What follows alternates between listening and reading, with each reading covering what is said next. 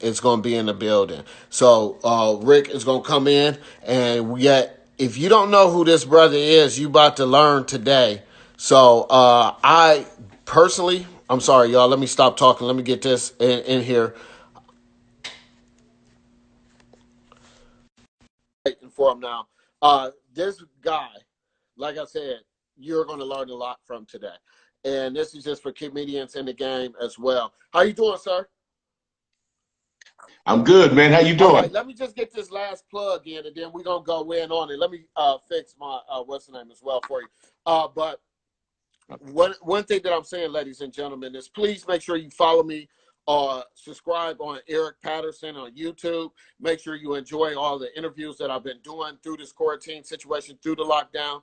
Also, make sure you follow me at EP_comic on TikTok and on Facebook, Eric Patterson. Now, this guy that I have over this airway on this platform right now, this is actually an honor.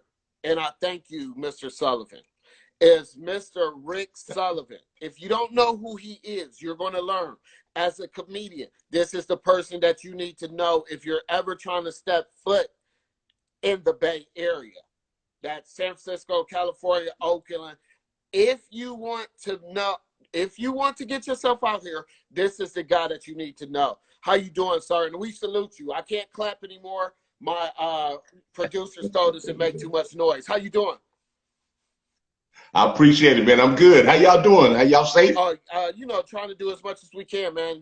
They got us scared, with this whole pandemic situation. So, just try to balance things out. But yeah, for the most part, through God, everybody on my side is fine. You know what I mean? Good. Yeah. So, Everything's well on this so side. how are you? Excuse me. Everything's well on this side, man. Just trying to go by the rules, stay out the way, stay in the house. Mm-hmm. Well, let's Yeah. talk about the rules by staying out the way and everything like that. Because one of the things that you do, you're a smooth brother in this game. Explain to the people, like you're known as the godfather of the Bay Area of comedy. How long have you been doing this? Like by grabbing talent and things of that nature. And how did you get that name? I jumped in, man, around 88, 89. Okay. Okay. So that put me somewhere around 32 years Okay. now.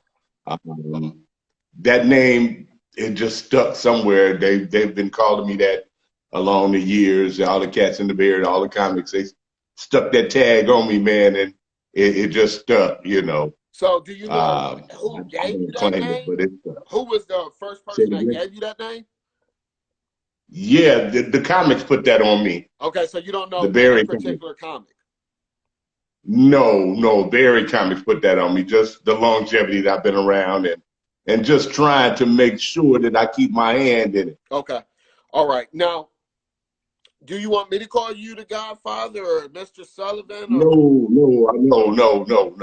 No. I personally, I really don't care for tags like that. Kings of Comedy. I love those cats, man. I respect them, but if them four was the kings, man, what does that make Richard Pryor? You dig? I mean, I feel you, So but like I said, you always have that smooth approach to the game and to people. That's why like I said, it's an honor. I'm not worried about the views because once this shit hit YouTube, I think I probably made it with this interview, sir. So I appreciate you on there. But now, in these decades that you have been doing this, give the people an idea, or the people that's watching an idea that don't know who the Godfather Rick Sullivan is, who you have all put on, if that makes sense. okay, let me first start by who put me on. Okay, that's it. Um, Yes. there's a brother named DC Irvin. DC Irvin has a son who does comedy now. I don't know if you know DC Irvin in LA. No, sir. No, His sir. dad was doing comedy back in the day. And I was working with Roger and Zapp on the music Yeah, side. they're from Dayton, And Ohio. so, exactly. So I was doing stuff with them on the music side. And DC and I, when we came across paths, he said, man, why don't you produce a comedy show with me? I jumped in with him. That was around 88, 89. and that bug hit me, and I never got back out. So during the 90s, probably around 91, Tony Spires had just left Oakland, Okay. and he was running all the spots in Oakland. Okay. So I took over everything that he left. I took it over, and Comic View, Def Jam wasn't even in existence. Yeah. My phone rang. Actually, it was Tony called me. He said, "Hey, man, there's a brother in New York named Russell Simmons. He wants to put a TV show together called Def Comedy Jam. We want to do the first audition in your room." Wow. And so they came out, did the audition for Def Comedy Jam, and boom, Def Jam took off. Probably a year later, it was on TV. It was just an idea when we heard about it. Wow. So 2 years after that, my phone rang again, and it was BET with Comic View.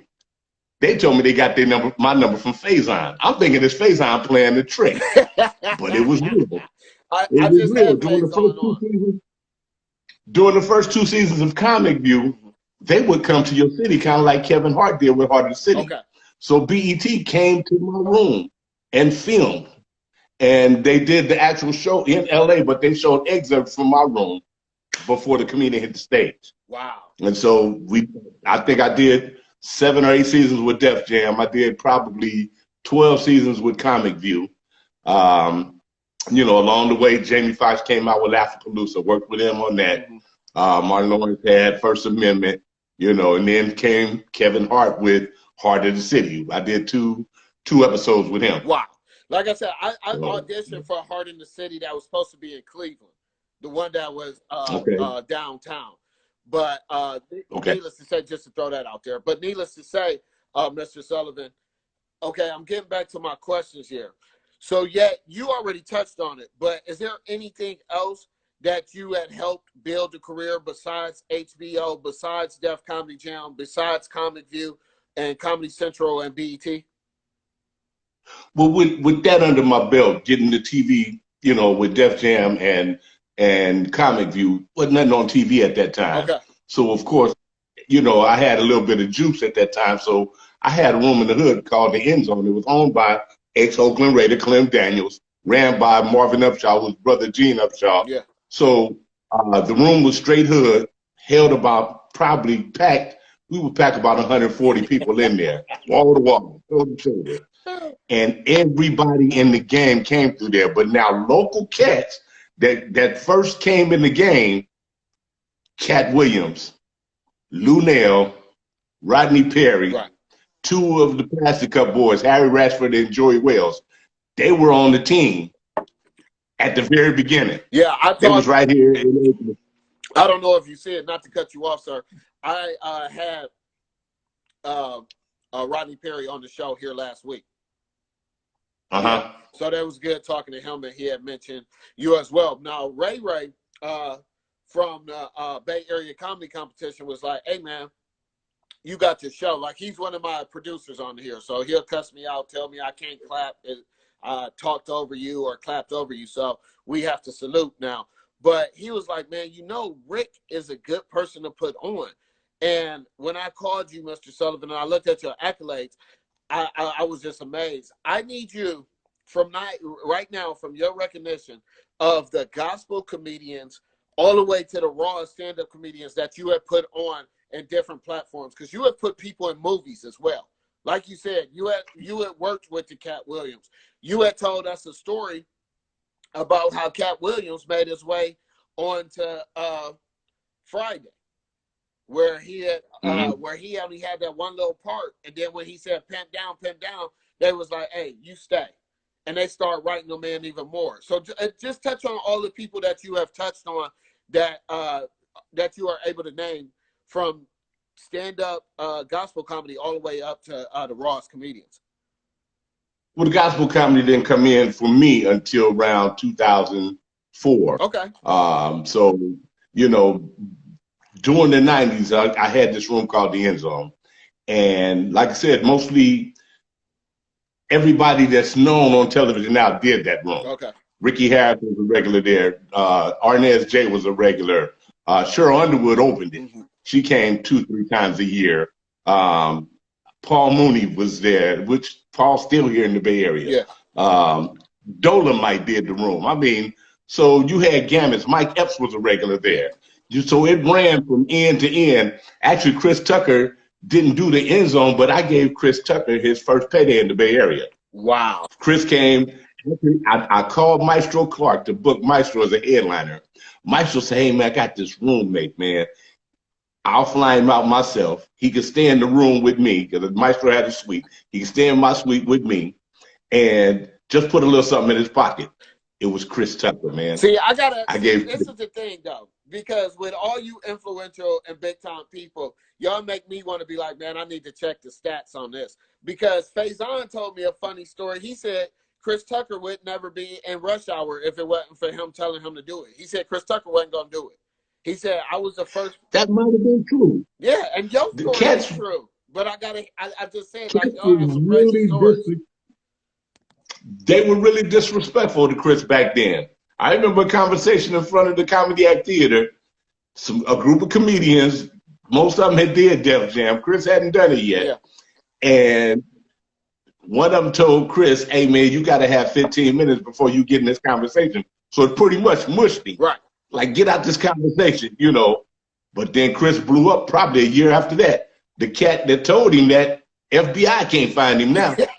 You know, so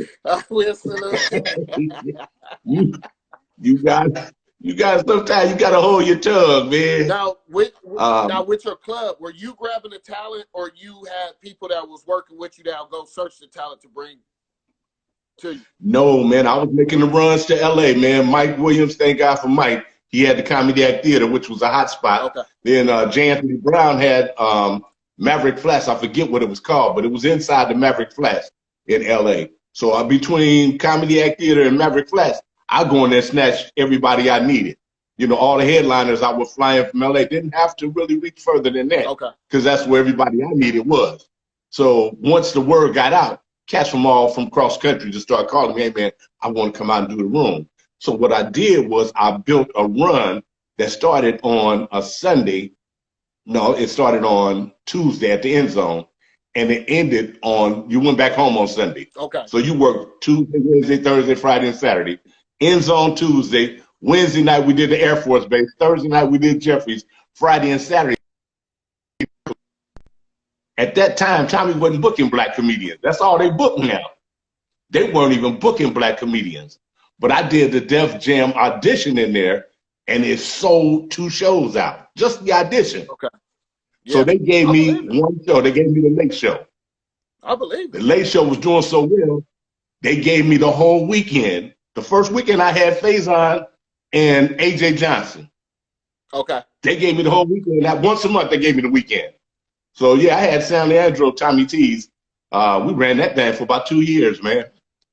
Yeah. That's amazing, the stories and stuff that I hear through that.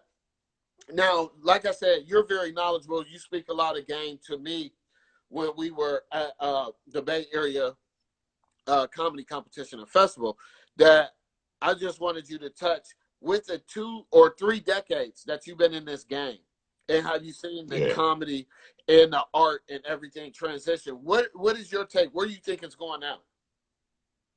Man, this thing, what we're going through right now, this pandemic, is a blessing in disguise. Okay.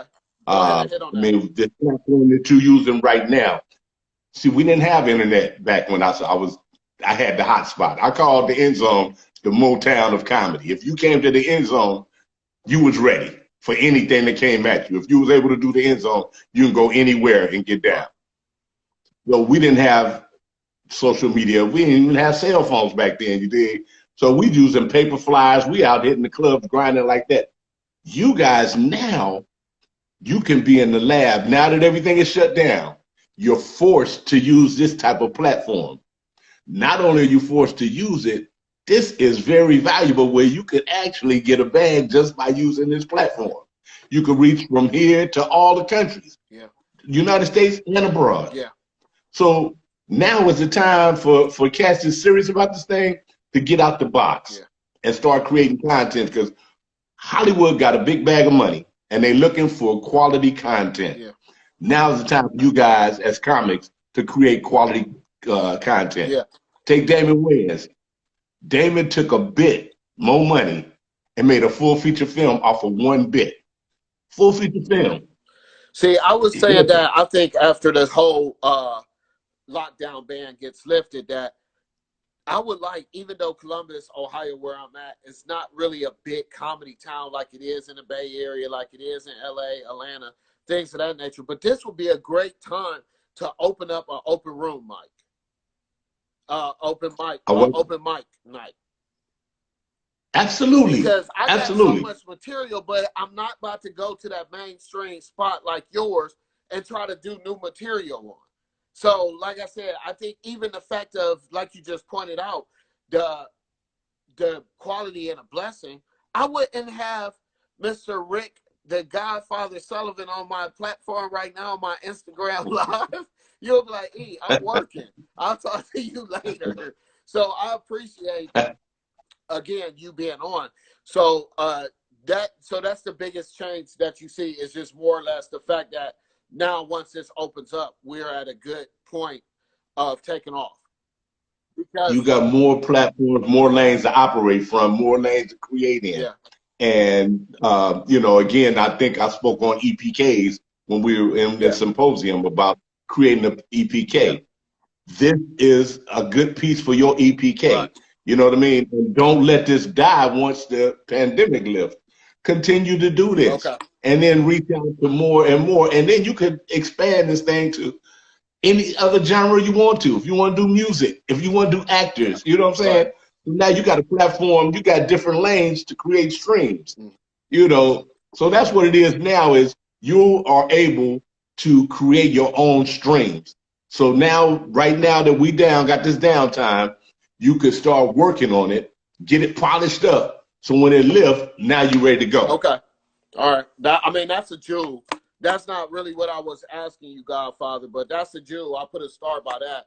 That's a jewel. What I'm asking you, and I probably should have asked better questions because it is 420. So happy 420 out there. But what I meant to say was, like, how was the 80s versus the 90s versus the 2000s to now, to where it is now, basically, with what you've seen in talent? You know, the camaraderie, I think, was a lot closer back then. I mean, cats would, and I don't know because I ain't where you guys are now. Okay. But back then, if I was to go to LA, I didn't have to like go find a room. Okay, hey man, come and lay in my crib, man. I got you. Yeah. You know, More brother. that kind of thing. Yeah, and just the word of mouth, cats sharing rooms. So I never ran out of talent. It was cats saying, hey man, I got, like Chris Tucker. I didn't know who Chris was. My boy, like, hey man, let me bring my boy. He flew Chris out. So it was that kind of thing going on. Cats was really looking out for each other. Now I see it, and I don't see it happening in the Bay as much, but I can see it over in general. Cats are getting clicks, and then they put their arm up like they don't want you to get nothing. Okay. You know what I mean? You know, cats was more apt to share what they had back then. Yeah.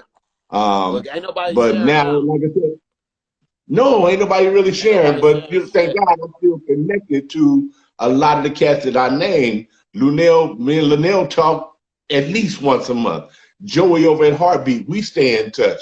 You know, all these people, I don't talk to Cat as much, but I used to catch Cat every year on my birthday. We would hook up, and I don't know how that would happen. I'd be in LA, me and him hook up, and we did that like 3 years in a row on my birthday. Okay. We would stand in front of Laugh Factory, and Laugh Factory closed, all the comics come out. Cat say, Rick, look at all your babies. They all grown up. I'm like, wow. Now, Mr. Sullivan, one of our viewers want to know how many millions you still got left. They see you got the Michael Jordan earrings in.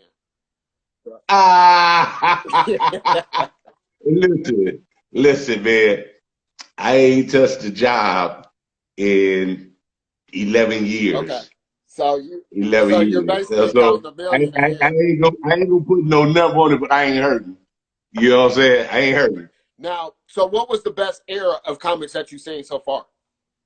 Since you just talked on the eras, but I think the 90s. I think the 90s. I think the 90s is probably the greatest, like, decade in world history. Like me, I think the 90s NBA was better and NFL was way tougher and better than what we watch now. Yeah, if you look at the 90s, especially in comedy, that's when Martin was hosting Def Jam, and I don't see nothing topping that ever again. Now, did you work I with mean, Bob just, on that? On yeah, man, I met Bob, man. Like I said, that first night he came to Oakland, he had Stan Lathan with him. So now Lathan's dad. Okay, Stan is a major player in the game. okay. And every year I would see Stan, because like I said, I was with them like 7 years consecutive. So every time I see Stan, I make sure he knew who I was. And the last time, he was like, Rick, I know who you are. Yeah, but he ended up doing Def Poetry Jam. Okay. And he took it on tour. Stan Lathan did. Yeah. Took it on tour. They hit San Francisco. Stan called me. He said, hey, man, I'm in town. My guys are doing a run in San Francisco, but I want to come to your room and bring them and let them do the same set on your stage. Okay. All right. So he brought them, and I hosted. Okay. Yeah, man. I'm like, that was a huge blessing, man. Now, speaking of blessings, I hear, like I said, you won't take credibility of being called the godfather of comedy of the Bay Area. Like, you are, I think you get free meals everywhere you go because you get treated with so much respect. But the blessing of you having the Bay Area Comedy Award show for the legacy, or the legacy of the Bay Area Comedy Award show. Did I say that right? Hold on, that wasn't my show. That wasn't yours?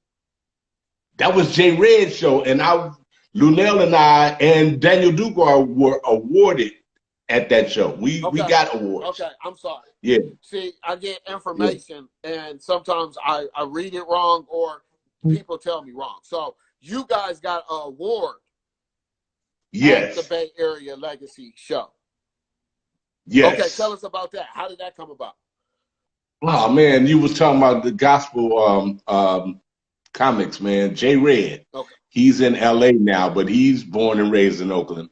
Young cat, man. Funny dude, but he's in L.A., man, and just creating his own lane. Okay. He's on the radio out there. I think KJLH is the station he's on.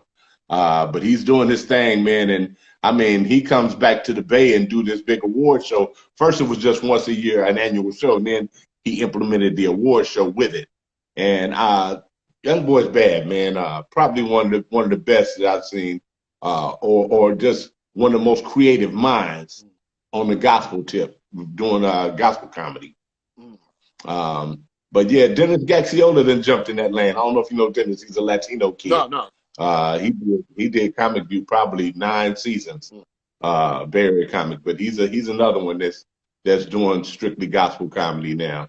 But he's been out there with Paul Rodriguez and Fluffy and those big guys like that on the Mexican circuit. Okay. On the Latino side, yeah. So, Dag, I just lost my train of thought of what I was going to say. It's going to come right back to me. So, speaking of which, I think you should bring this back. And the only reason I'm going to bring it to you, because I'm going to ask you the question. I have 2 questions. I think somebody should create a show or a platform, because I hung out with your comics, Mario Hodges, people of that nature that the Bay Area show love. But I think you should bring the roast show back, or a roast show, where cats need to stand up in between each other, like what was that HBO special that they had, Snaps. So I think that would be so sweet if you could just get so many people, get a platform, and let us all come crack for 3 fucking rounds, as well as you have people pay like $12, like the rap battle. I think that would be good for all comics. Like, even for myself, I think that would be so fun.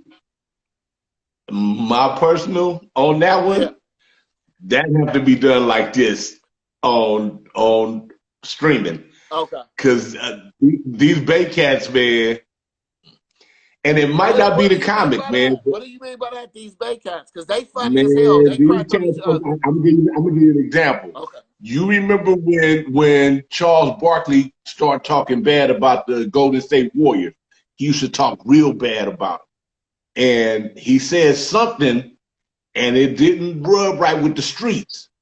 Man, they was gonna touch Barkley, man. Gary Payton, who was from Oakland, Okay. had to go to Barkley and say, hey, man, you going to have to fall back on that. Yeah, you're going to get touched. So you saying the Bay Area comics can't take personal jokes even if somebody had a battle rap? No, not them, but their friends. Okay. Cats is still connected to the street. Yeah, okay. Cats is still connected to the streets. They were like, you ain't going to diss my homie like that. And, hey, man, it'll pop off, man. It'll be all bad. Yeah. So that's just my take on it, man. I don't see, like, Wildin' Out. They couldn't do Wildin' Out in the back.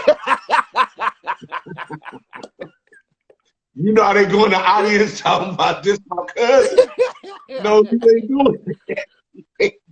That's going to be the last show. Mr. Rodney Perry said, what's up? Hey, Rodney, what's happening, man? Now, speaking of something like that, that's all I have on here, Rodney. He said legend, sir. He said legend. So I'm trying to let people don't know how much this footage may cost just because I got the Godfather on here. So if it's out there like a roast show, and you know how the DJ's been doing the battling, you know how Babyface and them do the little battle verse. If Cat Williams and Kevin Hart went at it, who would you have? If Cat, man, see, that's Kevin, in my opinion, I don't know if he can go up against Cat. That's my opinion. I don't think, Cat is built for that. Yeah, but see, that's my question that I'm asking everybody I had on. I came with that after I talked to Mr. Perry about it. But what I'm going to say is this. Faison brought up a good point. He said Kevin is so slick and so funny just off of stupid shit. He'd be like, oh, so them your new shoes, Cat? And everybody would lose it. So at the same time, I'm Team Cat. But Faison got me thinking, like, okay, so I got, so far it's 3 Cats and 1 Kevin Hart. But that was going to be my follow-up. Kevin is so savvy. I mean, probably the smartest cat I ever seen in this game. Yeah. So he's so savvy, he going to do some stuff they're like, man, how did he do that? Cat is so connected to the street. The hood just love that dude, man. Yeah, the hood love him. We gonna ride with Cat. Yeah, he's so connected to the streets. They love him. So most street cats don't like Kevin at all. I love Kevin. Everything he do, from the way he think, the way he put cats on, he making sure that the team that was winning from the start is still eating. So that's what I love about Kevin. And he's always creating opportunities for people to work. I mean, nothing against. We're just talking about strictly on the verse. On the verse, like I said, Cat tongue, man, is so vicious, man. And dude got a vicious tongue. I'm telling you, man, I know this dude personally. Yeah. That dude got a vicious tongue. Now, when you was talking about showing so much love in the game and how people still keep people employed, you do the same thing. So that's what I'm saying. Is there ever been a meal that you had to pay for or something like that? Because you are essential the Godfather. So what is it that you look for when you're looking for talent? And how do you keeping people relevant? Because I know Luenell could call you within a drop of a dime and you got her. I know this person could call you and you got them. Because like you talk about the hood and everything, the Godfather of comedy is also the Godfather of the streets. You keep peace on the streets too, bro. So just elaborate, like how do you embrace the fact, or how does that come to you with the nature of just being so neutral and still being able to employ people that's even in the past? Let's see, I gotta start showing my age now. I mean, that's what you're here for. I sold newspapers for Huey Newton. Huey from Oakland. So, what a lot of cats didn't know about the Black Panthers. I was about to say, go ahead. You wasn't getting in unless you was enrolled in college. You couldn't even get in unless you was enrolled in college. And so he was pouring knowledge into us. He wasn't just no hood cat, no street. Now he could go there But see, they created that so that the police would not harass us. Because, I mean, I thought it was normal when the police arrest you, they supposed to whoop you. We really thought that was legal and that was the law. If they put cuffs on you, they got the right to beat you. Because that's all they did to us. If they got their hands on you, they was whooping you. Huey and them was like, that ain't the law. And we was able to be strapped back then. So every time the police show up, Huey and them show up strapped. You could carry straps back then, wide open. You didn't have to conceal it. As long as you had it open, you could carry it. Huey and them would pop up anywhere the police was with guns. And that's when the laws came in, stopping us from that. So I got that in me from the stuff I learned from him. Okay. You know, on the comedy tip, Paul Mooney's from here. I've sat with Paul many a days and nights, just chopping it up, man. We do a show at Yoshi's, man, and by the time we come out the building, the sun is out. Yeah, so we just not to cut you off, so keep your train of thought. That's my all-time favorite. It's not Richard Pryor. My number one is Paul Mooney, Keenen Ivory Wayans. But it's because I felt that I was told, and you could tell me if this is true or not, that Paul Mooney wrote about 80% of Richard Pryor stuff, stand-up. Is that true? I'm hearing different. Now, I know Paul said something different. He said he wrote on Richard Pryor projects. Richard Pryor had a TV show that Pryor wrote on. Okay. I don't think there's a TV show on that ever came on TV with comedy with black people in it, even though it was a white show that had black people in it, that Paul Penn didn't touch. You name a show, Paul wrote on that show.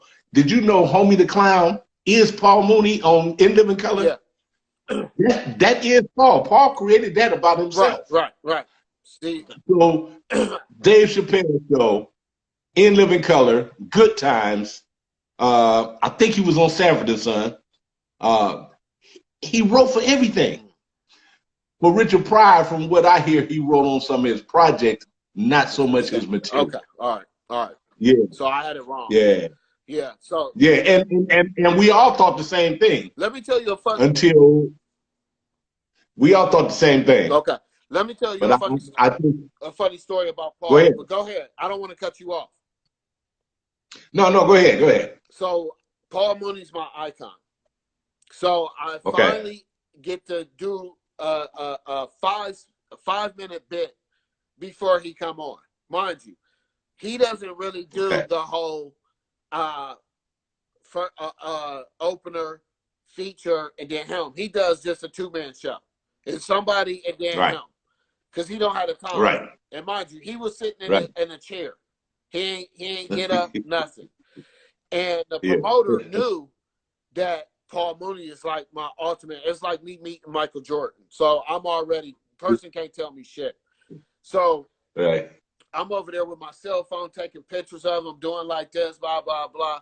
He said, if somebody don't get this paparazzi nigga around me, I swear. And I fell out laughing, and I wasn't even embarrassed. And then the management was like, hey, he's on the show, but Paul, he actually knows about you. Like, he does his homework. Like, he's finessed by you. He was like, oh, really? And then he put his arm around me, and he was like, what do you know about me? And I said, well, my favorite is Analyzing White America. I brought up his books. I brought up this. I brought up that. He said, okay, you could take some pictures now. So that made me, like, understand the magnitude of who he was. And that was my favorite story about Paul Mooney, man. Man, look, I feel you because I've been on the brunt of some of that.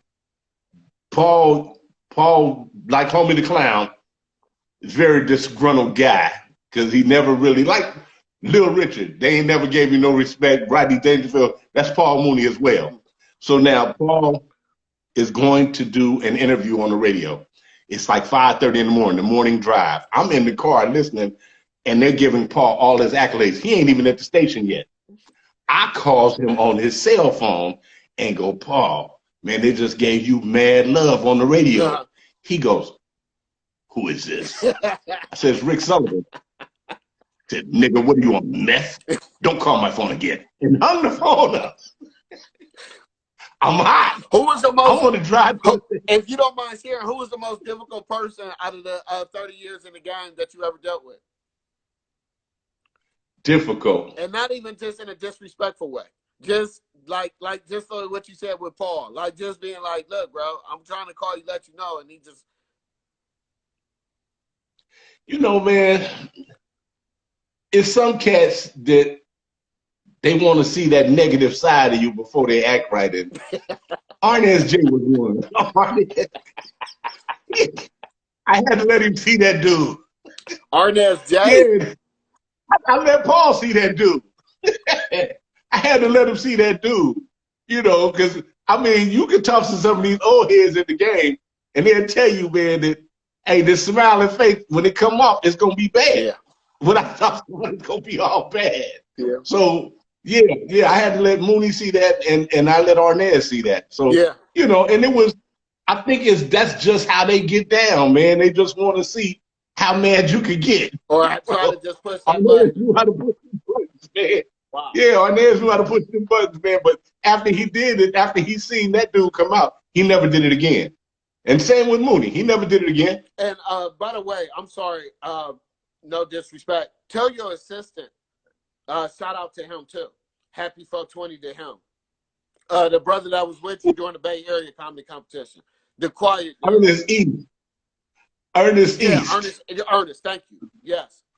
Listen, man, I'm taking a back seat on the promotional tip. Ernest is driving the car as far as promotions. But Ernest looks like your hitman. Like when we seen you, it's like, oh shit, there go the Godfather. Oh shit, here come Ernest. Oh shit. Ernest is a good it was dude, so man. bad that we knew Ernest was like a killer that we was like, damn, he got the Godfather shoes on. You was like, nigga, you wearing the same color shoes I am? Man, so tell him. I ain't even looked down until y'all said it. I had no idea. Blood had on the same shoes.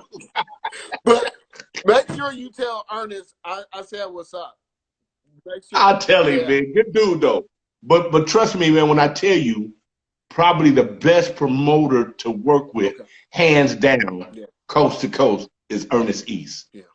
Ernest East. And you can talk to cats that work with him because he likes to bring cats that ain't never been out here before. Mm-hmm. So he done built relationships with cats like Tyler Craig, Rob Stapleton, who I go way back with. Okay. What's the Capone? Those are guys that he brings from the East Coast that don't get to do the Bay Area. See, I thought that was you, and Ernest did the legwork. Like you was like that, like a Ray Donovan, and he was your hitman, where he took care of everybody when they got here. He's the promoter of the show. So if he don't know him, I will call him. Okay. But I'll make sure, and I'm a part of that. Okay. But I'm like I said, I'm taking the back seat and let him drive because when I get out the game, he's still gonna be in it. And so I want to make sure that he's well groomed on everything that he does, and he's doing a great job, man. See, that's love, Godfather. I wish more people was to the point of showing that. Like I talk to other comedians that's in the game as well. So I'm looking for that whole, I feel like a star is not somebody that you could make. You can't make a star, Godfather. But what you can do, Mr. Rick Sullivan, is help us be around and learn, and then a star would just automatically appear. You see what I'm saying? From the knowledge that you have. So I'm glad that you're doing that with Ernest, because Ernest a smooth dude. And make sure, because that's what you said to me. You was like, hey, man, I heard you was funny. I didn't get to see you at the Bay Area comedy competition, but Tony told me you had a nice set.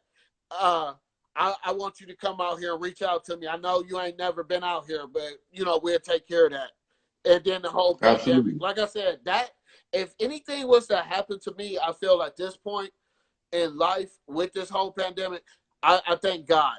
Everybody died, but everybody don't get to live. And just to go to that Bay Area comedy competition, get the knowledge that I got, and then this shit happened. It's kind of crazy, but it's also a good thing. Did they share with you guys the history of the guys that came through that thing? Because I was there at the beginning. This is the 30th year. I was back there in year one. Right. Man, I mean, I have a lineup, man. I gotta find it because I got stuff in boxes.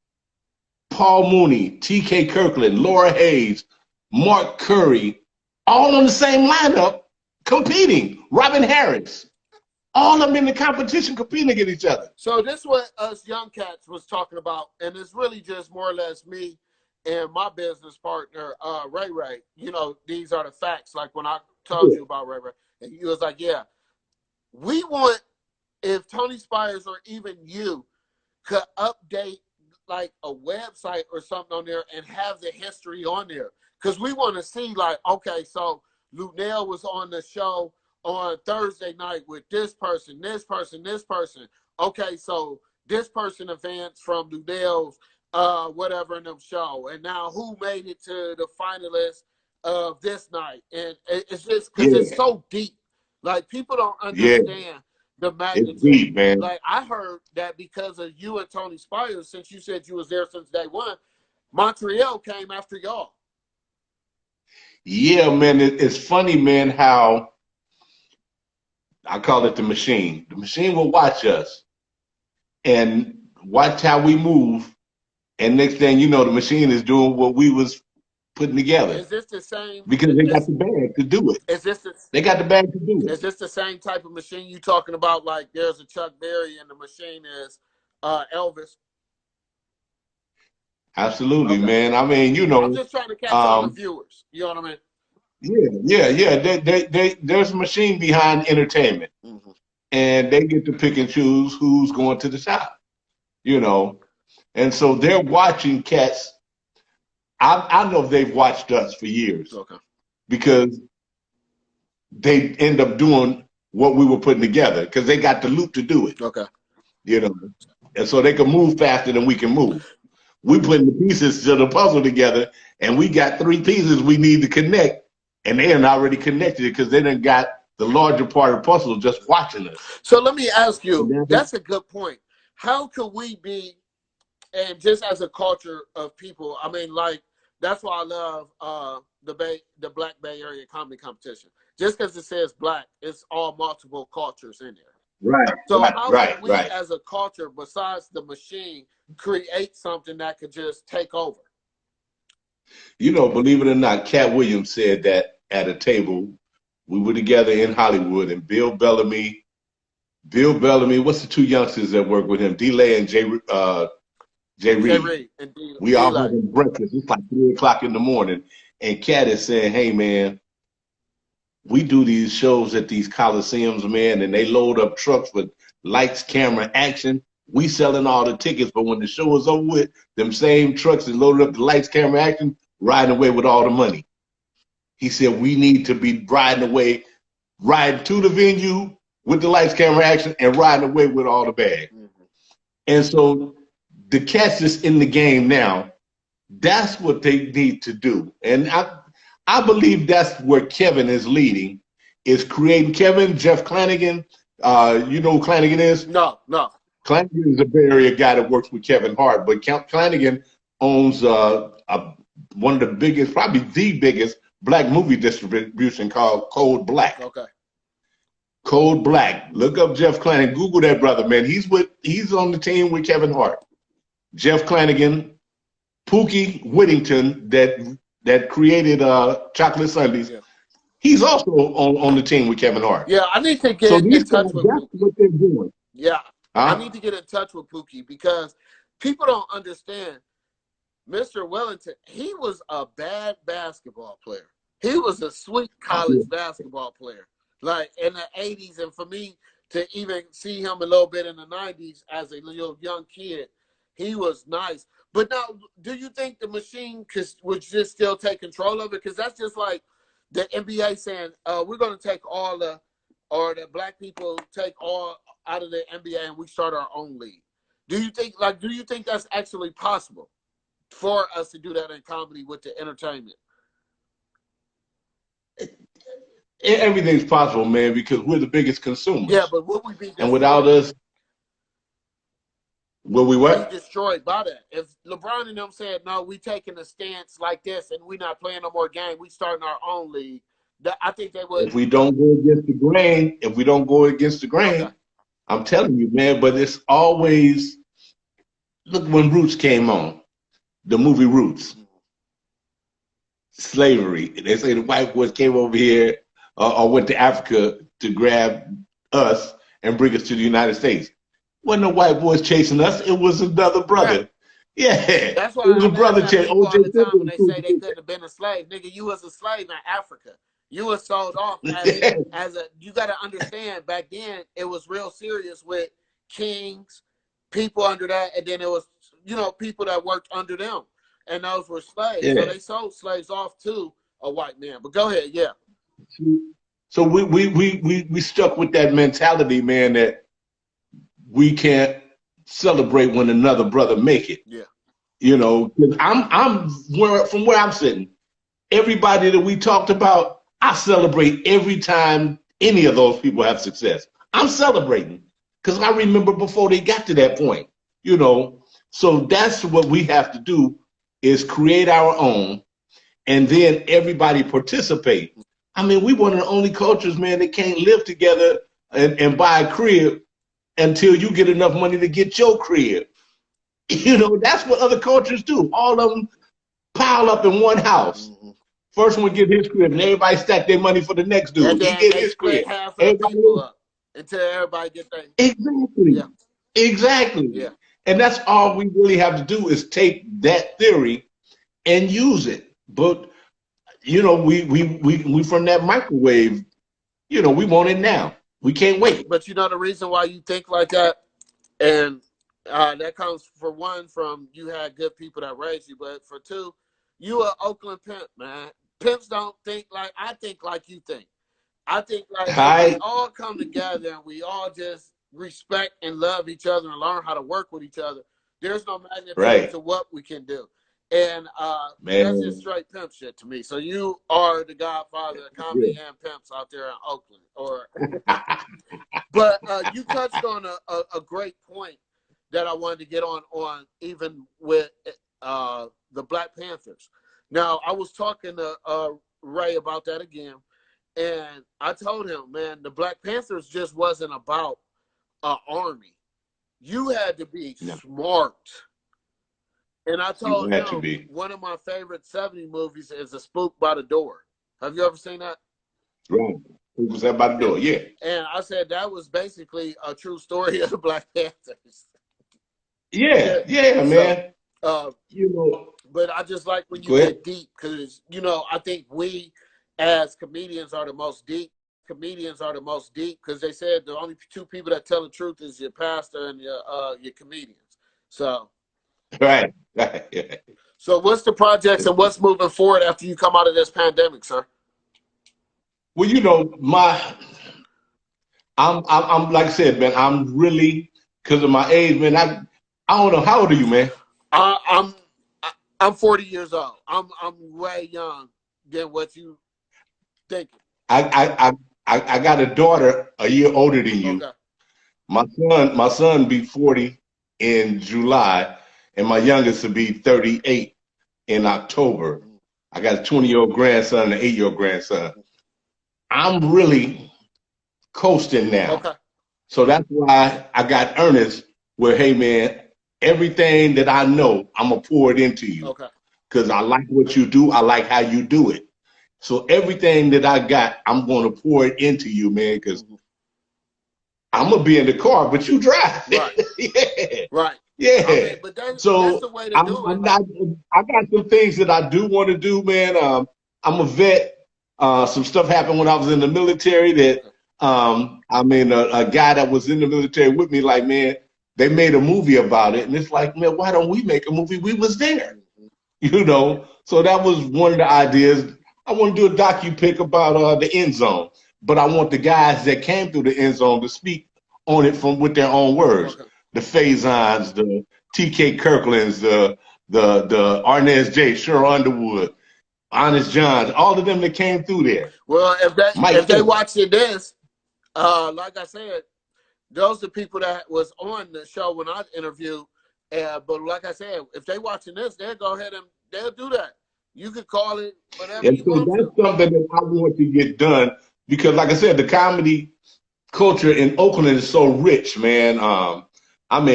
Rich, man. When we really start dissecting, like, whoa, I didn't know they came through there. I didn't know that's where they're from, you know. Because Cat's not from the Bay Area, Cat's from Ohio. Right.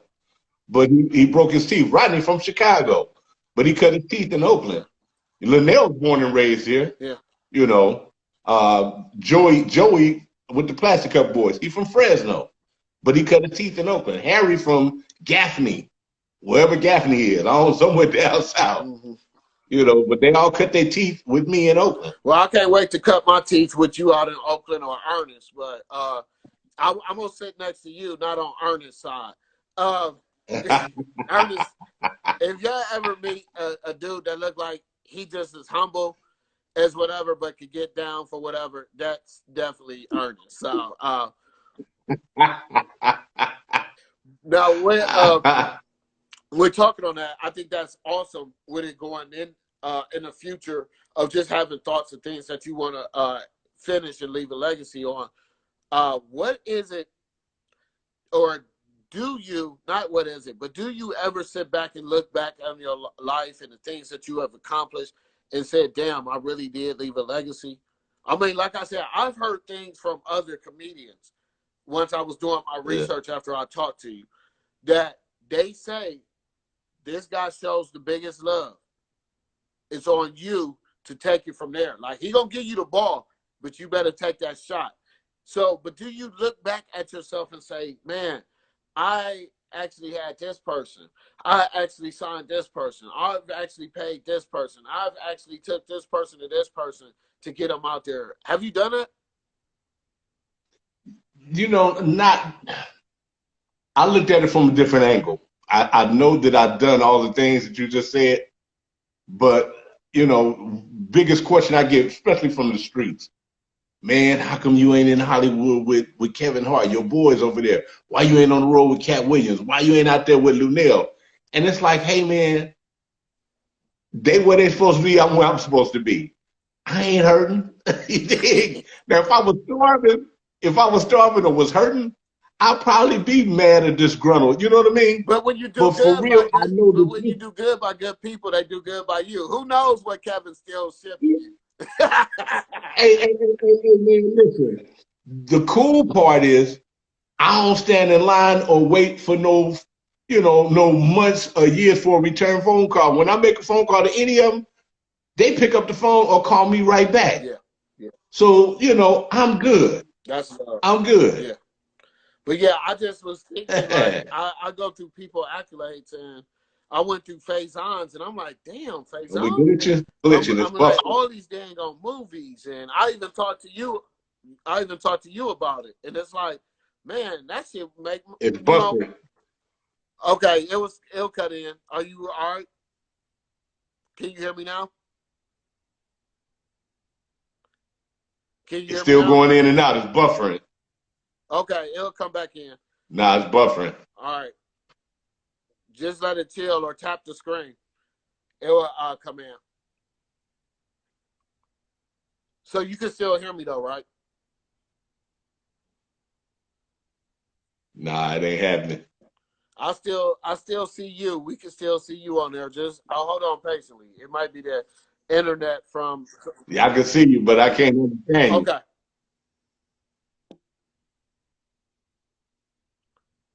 Let me know when I come back in. Yeah, I can't understand you. I can see you. Okay. All right. See, I can hear you. All right, there we go. Okay. You good now? Yeah, we good. Okay. I forgot pretty much what I was saying. I don't know if you was able to hear me or anything like that, or anybody that was watching that know where I left off. I don't know where. Okay, somebody said they can. Yeah. I don't know what Ray. And I ain't been reading the screen, man. I know it was a sister. Somebody asked a question about what advice could I give them if they were in a small town. Yeah, what advice to someone who is in who is an aspiring entertainer from a small town? That's a good question. That's a great question. Now, they say entertainer or is it a comic? What's your advice to someone who is in is a small or is a aspiring entertainer from a small city? Entertainer or a comedian? It just says entertainer. I mean, entertainer. If it's a small city, you're gonna have to get out of there. Comic. Um, get all the comics you know in the surrounding areas and start a room. Yeah. Start your own room. Yeah. Yeah. But see, what I think the problem is, and I'm going to give my advice to that here in a second, but I think the problem is a lot of times we're not patient with a room. So, like, say, for instance, I'll start a room. I don't see nobody in, like, the first 4 times I do the room. I want to go ahead and get rid of it instead of waiting and let it grow. So Yeah. that's one problem. But in a small city, as an entertainer, take over your city and then get out. So that way you got a back. Yeah. That's what I'm trying to do, or that's what I'm trying to Oh do. yeah. So yeah, you have to create your own lane and like I said, become the man or woman in that town. Yeah. mm-hmm. And then bounce. Then bounce. And go do it again. Yep. Yeah. Let's see what else. Yeah, what man. else we got in here, and then I'm gonna ask you another question. Somebody just waved. That's about it. But I don't know where. I thought Ray, because Ray's watching. I thought he said we good on our end. I don't know what that means, because he's in Victorville, California. So yeah, he told me where it was. I still don't know where Victorville. I think he's down by Bakersfield. He down by Bakersfield. No, he said Victorville, and then the nigga. My joke with him is, man, they ain't from no goddamn Victorville. Don't nobody know where that shit is. He like Tommy O'Martin. Yeah, you ain't got no job, man. So, Yeah. so Mr. Sullivan, what Yeah. what is it that you didn't name this? What is it that you look for, or that you have artists look for, to be able to sign comedians, or to be able to put them on at your room, or to be able to? Actually, we look for two different things, and I ain't gonna say we look for two different things. He sees things different than I see them. We don't always see the same. You know what I mean? Okay, so elaborate. But again, because elaborate what you look for. Say he'll throw some names out, and I'll say I go with this one, and he said, well, why? I would pick that one, and I say, okay, so if you put them both together, then we would probably be on the same page. If we put one that he picked and one that I picked on the same show, who would headline it, or who would go last, who would go, in what order would they go up? So he and I appreciate that, because now he's navigating through this thing on his own, not with just rolling with what I feel. Okay, all right. So yeah, but that's deep. And like I said, just the magnitude of who you are. That's why I wanted to bring you on. I only have a minute and a half left on here before they kick us off. So once again, I do appreciate you for joining us during this 420 time. But it's love. That's why I said just having this footage is love for me. Like you said, you've been 30 years into the game. You have placed many comedians on multiple stages, such as Comic View, and we ain't even talk about the machine side. You even put them on Comedy Central. So we need more people like you. So please make sure you keep your legacy going, because you are a legend. You're the godfather of a city or an area. That's like owning the boroughs in New York. So we appreciate you. I'm gonna let you say your last words and we out. You got 45 seconds. Hey man, I appreciate you having me, man, and I encourage you guys to keep this thing going. Like I said, coming up out of this pandemic, you guys are already ahead of the game with what you're doing now. So I just keep doing what you're doing, man. Keep creating content, man, and definitely stay in touch. Yeah, I definitely appreciate you, and I will, to try to get in touch with you. So I appreciate it. This is Mr. Rick Sullivan, a.k.a. the Godfather of Comedy in the Bay Area. 2 fingers, man. All right, blessings to you, sir, and thank you. All right. And then we out. I appreciate y'all for tuning in today. That was Rick Sullivan. Tomorrow we're going to have Jay Reed on the show. He's going to come with us.